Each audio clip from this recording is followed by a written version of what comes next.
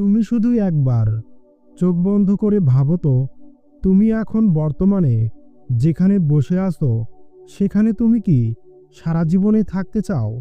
তুমি কি তাহলে সেই সব মানুষদের মধ্যে একজন, যে কিনা শুধুমাত্র সকাল থেকে রাত পর্যন্ত কেবলমাত্র বই খুলে বসে থাকে?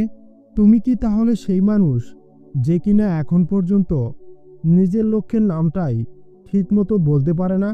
তোমাকে এখন যদি এই মুহূর্তে প্রশ্ন করা হয়, আচ্ছা বলো তো একবার, তোমার লক্ষ্যটা কি আর তুমি কোথায় যেতে চাও, তুমি কি সরাসরি যে কোনো উত্তর দিতে পারবে? আর যদি সেটা নাইবা পারো, তাহলে এখনই সঠিক সময় নিজেকে সম্পূর্ণভাবে পরিবর্তন করার।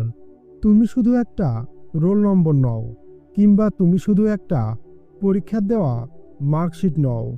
তুমি নিজে একটা লক্ষ্যের নাম।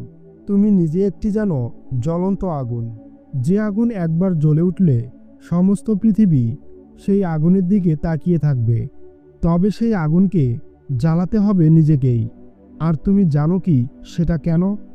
যার কারণটা হলো, কেউ তোমার হয়ে লড়বে না, কেউ তোমার স্বপ্নকে বাস্তব করে দেবে না। কিন্তু এই পৃথিবীর সবচেয়ে বড় সত্যিটা হলো, এই যুদ্ধটা তোমার একার, তাই তোমাকেই লড়তে হবে। তুমি হয়তোবা খুবই ক্লান্ত কিংবা হতাশ, কিন্তু তোমার থেমে গেলে চলবে না। কারণ তুমি যদি কখনো থেমে যাও, তবে সমস্ত পৃথিবী তোমাকে ভুলে যাবে। তুমি এখন যদি বলো আমি পারবো না, তাহলে সাফল্য তোমাকে বলবে তুমি আমার যোগ্যই ছিলে না। কিন্তু তুমি যদি নিজেকে একবার বলো, আমি যদি আজ হেরে যাই, কিন্তু কাল আমি তা অবশ্যই জিতব, তাহলে কেউ আর তোমাকে থামাতে পারবে না।